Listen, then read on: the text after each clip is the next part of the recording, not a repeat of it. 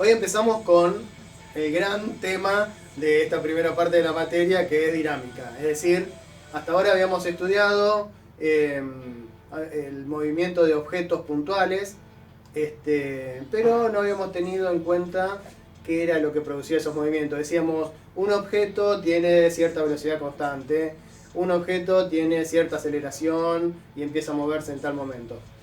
Lo que vamos a empezar a estudiar ahora es qué es lo que genera que un objeto tenga una determinada aceleración. Todo lo que vamos a estudiar de dinámica está basado en lo que se llama la segunda ley de Newton. La segunda ley de Newton dice que si yo tengo un objeto, el cual es sometido a una serie de fuerzas, como las fuerzas son magnitudes vectoriales, yo las puedo hacer una suma vectorial y como resultante me va a dar una única fuerza.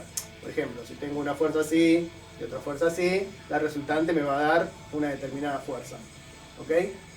La resultante de todas esas fuerzas aplicadas sobre un objeto es igual al producto de la masa por la aceleración que adquiera ese objeto. Generalmente en símbolos se lo escribe así.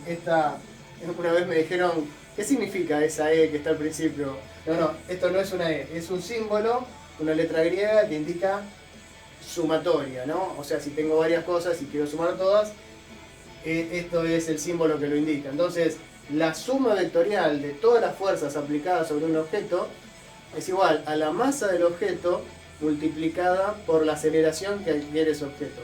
Por supuesto, yo escribí en rojo aceleración y las fuerzas, porque tanto las fuerzas como la aceleración son magnitudes vectoriales. ¿Está bien?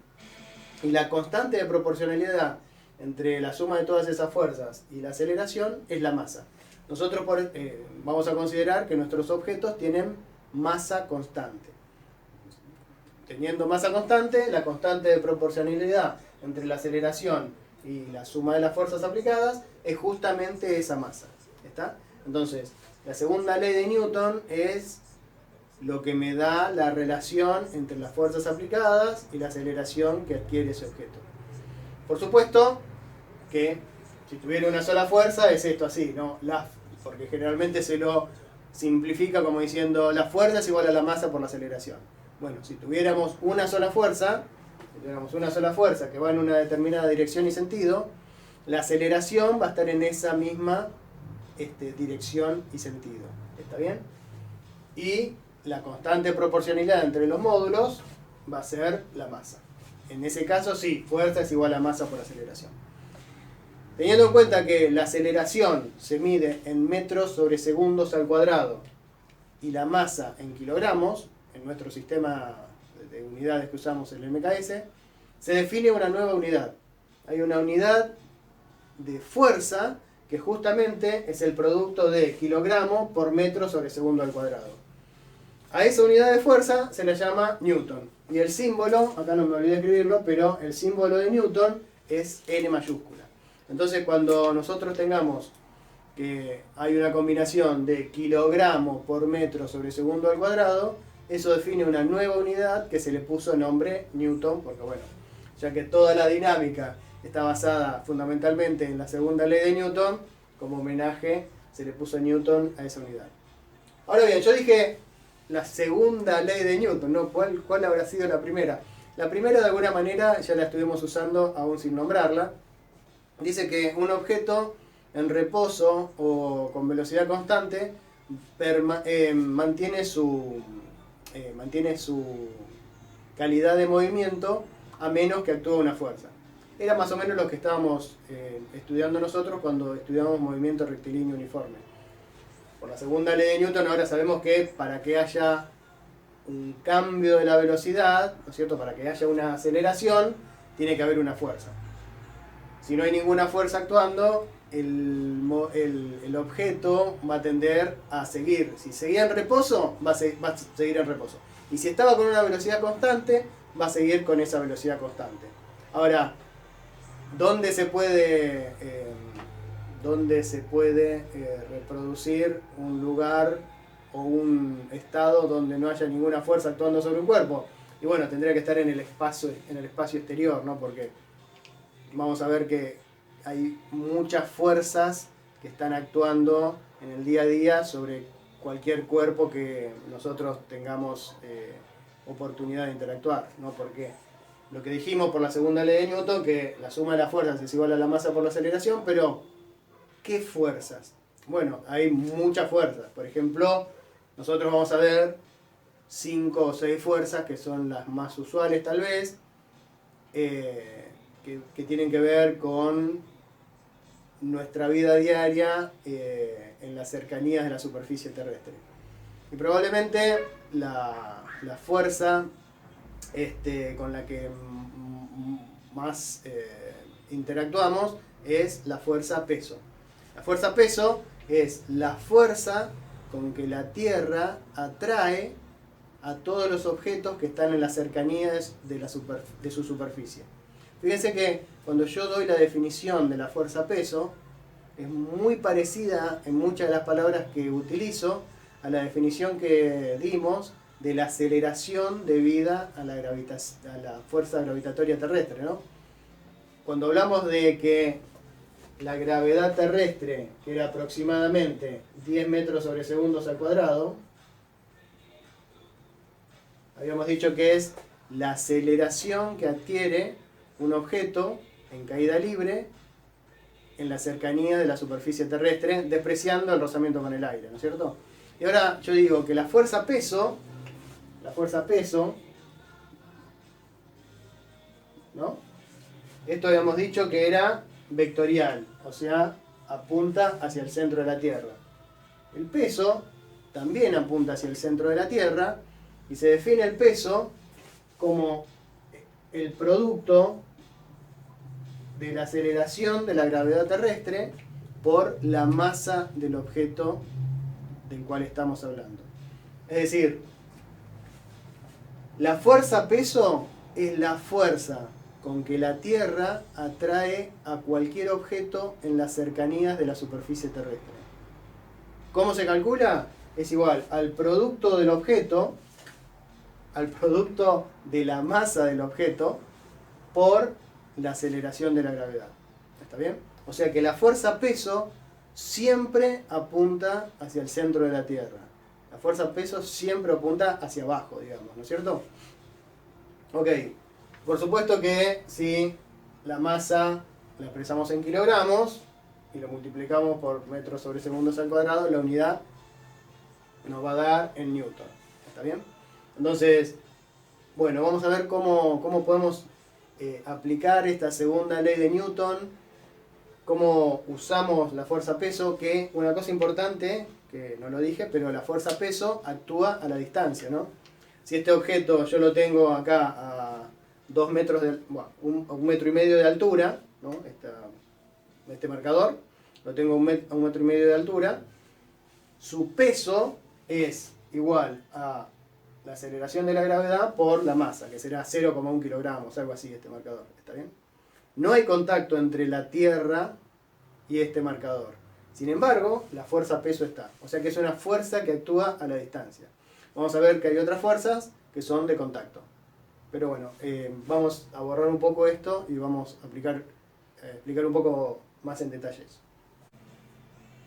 Entonces, cada vez que tengamos un problema de dinámica, lo que vamos a hacer es lo siguiente. Primero vamos a identificar el problema que tenemos. Por ejemplo, supongamos que tenemos un objeto de 3 kilogramos apoyado en el piso y me preguntan que identifique todas las fuerzas que actúe sobre este objeto y que diga cuál es el valor de cada una de esas fuerzas.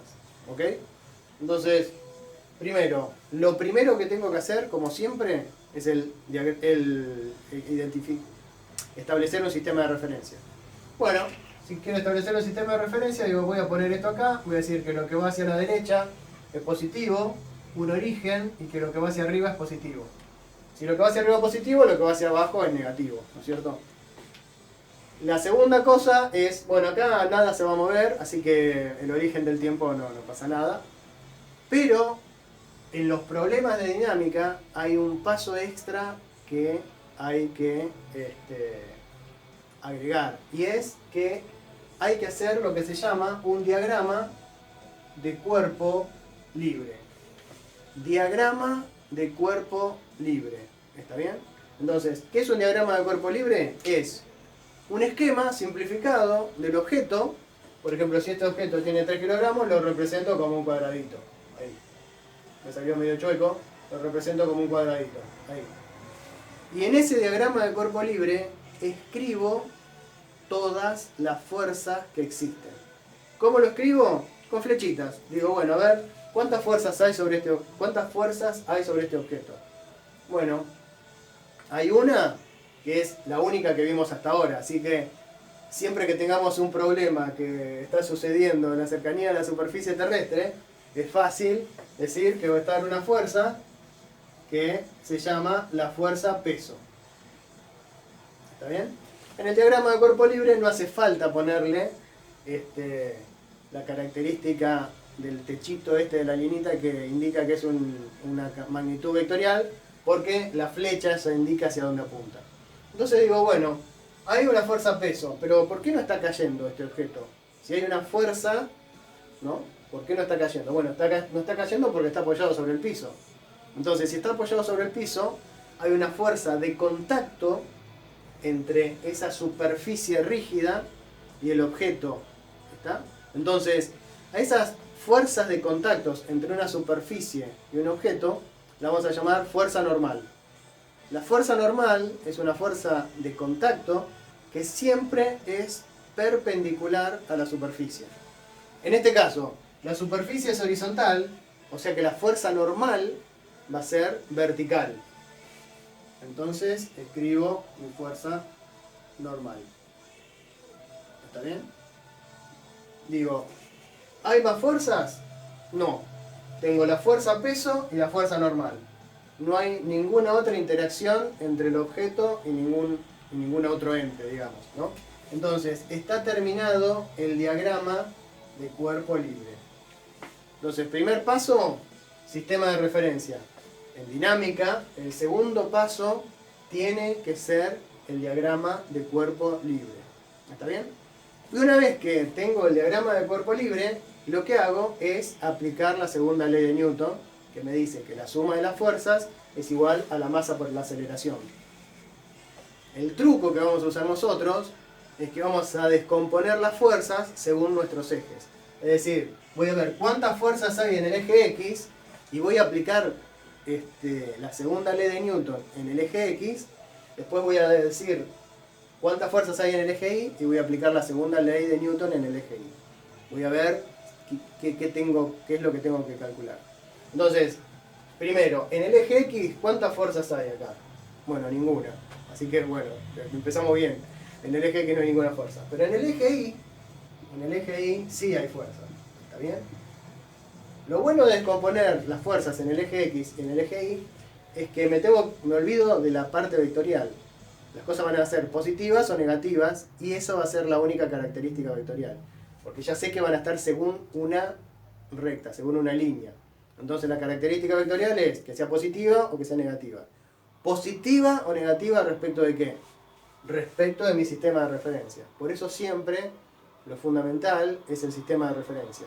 Entonces, bueno, entonces digo acá, a ver, ¿cuántas fuerzas hay? La normal y el peso.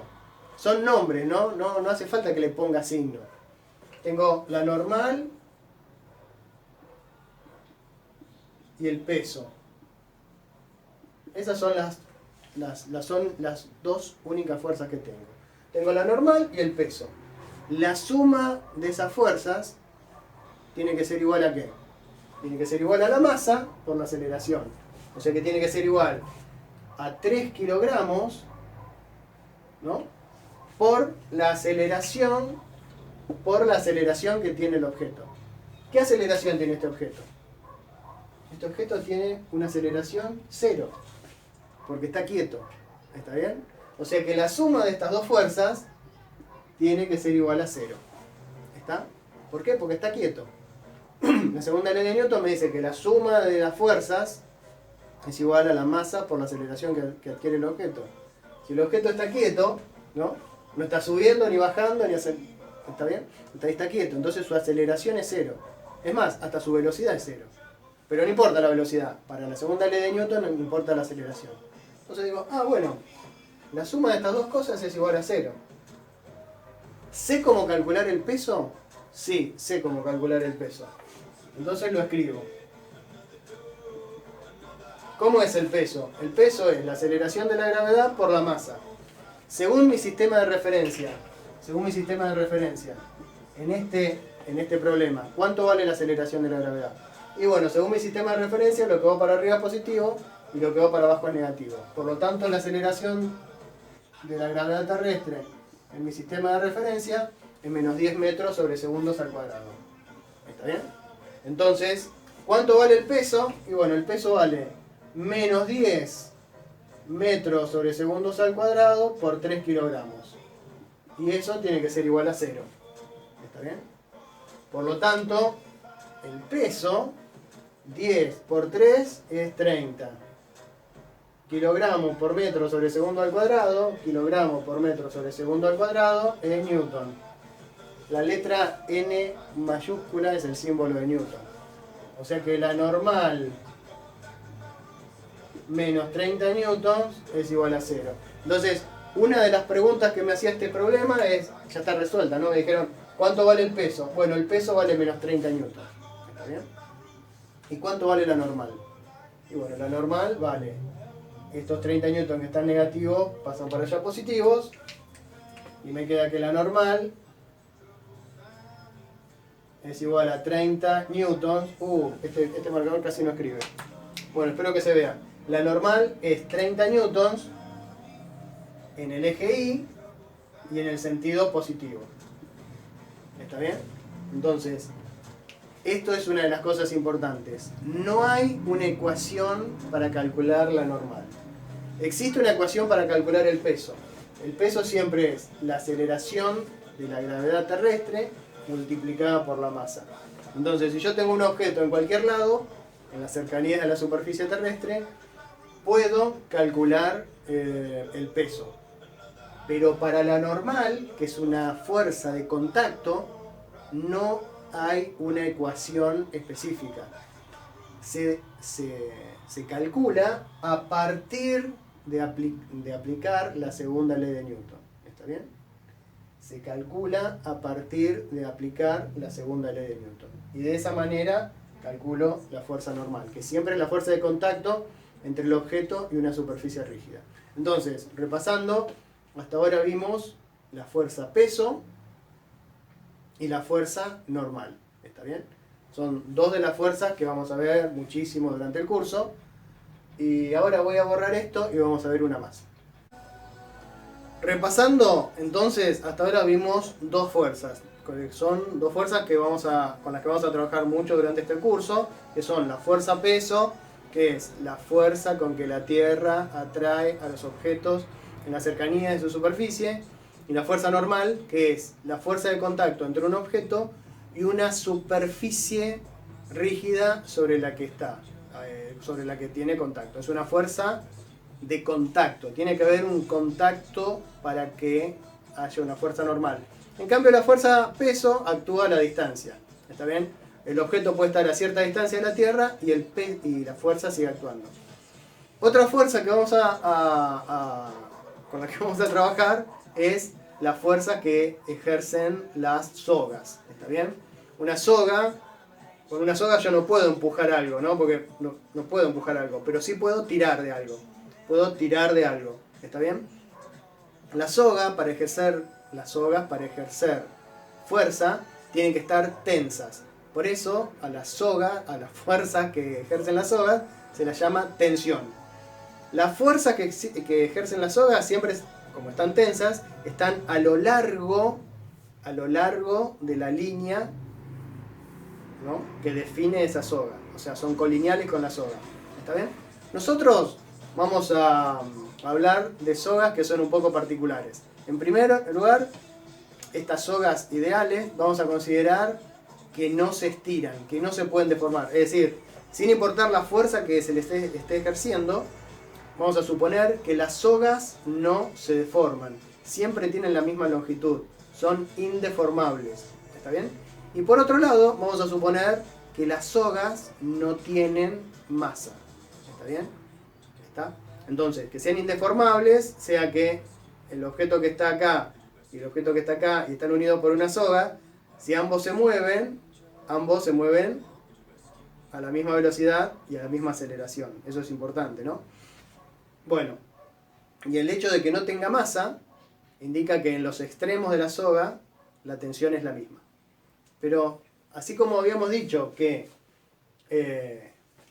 para la fuerza-peso había una ecuación para poder calcularlas, pero para la normal no había una ecuación específica, sino que había que aplicar la segunda ley de Newton, y de esa aplicación podíamos recién calcular cuánto valía la fuerza normal. Para la tensión pasa lo mismo que pasa con la normal. Hagamos un ejemplo. Supongamos que tenemos un objeto, en este caso de 4 kilogramos, suspendido desde el techo, ¿no? Desde el techo está suspendido un objeto mediante una soga ideal. ¿Está bien? Y me piden calcular cuánto vale la tensión de la soga, es decir, la fuerza que la soga aplica al cuerpo. Entonces digo, lo primero que hago es un diagrama de cuerpo libre. Lo primero que hago es poner el sistema de referencia. El sistema de referencia lo voy a poner así. Como el objeto no se mueve, no importa dónde esté el origen, porque el sistema de referencia lo voy a usar exclusivamente para definir los signos de las fuerzas que están aplicadas. Entonces digo, bueno, el sistema de referencia lo pongo así. Esto indica que lo que va para arriba es positivo y lo que va para abajo es negativo. Lo que va hacia la derecha es positivo y lo que va hacia la izquierda es negativo. Y ahora sí hago el diagrama del cuerpo libre. Digo, ¿cuántas fuerzas hay sobre este objeto? Y bueno, hay dos fuerzas nada más. Una, la que está siempre, que es la fuerza peso. Va hacia abajo. Y la otra es la tensión que ejerce esa soga, que va hacia arriba.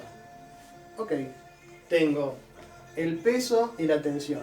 Entonces, ahora aplico la segunda ley de Newton en el eje Y, porque hay solamente fuerzas en el eje Y. Entonces digo, en el eje Y, ¿cuántas fuerzas hay? Está la tensión y el peso. Son nombres, no, ahí no estoy indicando ningún signo, es el nombre. La fuerza peso, la fuerza tensión. La suma de esas dos fuerzas es igual a la masa por la aceleración del objeto. Pero la aceleración de este objeto es cero, porque el objeto está en reposo. ¿Está bien? No solo no tiene aceleración, sino que ni siquiera tiene velocidad. Entonces la suma de estas dos fuerzas es cero. Digo, bueno, a ver, ¿puedo decir cuánto vale la fuerza peso? Sí, la fuerza peso es igual a la aceleración de la gravedad por la masa. Bueno, ¿cuánto vale la aceleración de la gravedad según mi sistema? Vale menos 10 metros sobre segundos al cuadrado. Y la masa, 4 kilogramos. Por lo tanto, el peso es menos 40 newtons. Perfecto, entonces la tensión menos 40 newtons es 0. Por lo tanto, la tensión vale 40 newtons. ¿Está bien? Entonces, tanto la fuerza normal como la fuerza tensión son fuerzas que se calculan a partir de aplicar la segunda ley de Newton. ¿Está bien? En el contexto del problema, uno aplica la segunda ley de Newton y obtiene cuánto vale la tensión, cuánto vale la normal, eventualmente, ¿no? En cambio, la fuerza peso no. La fuerza peso es siempre masa por la aceleración de la gravedad.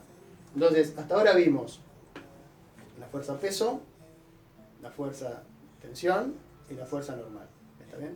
Esas son tres fuerzas que vamos a usar mucho. En los problemas van a encontrar que de repente dice, bueno, hay un carrito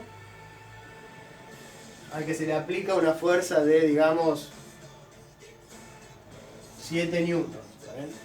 Si no les especifican si esta fuerza, ¿qué es esta fuerza? No importa. Bueno, es una fuerza que ahí alguien vino y aplicó una fuerza, que podría ser una fuerza, podría ser una tensión, podría ser una fuerza magnética, podría ser un rozamiento, cosa que todavía no vimos, ¿no?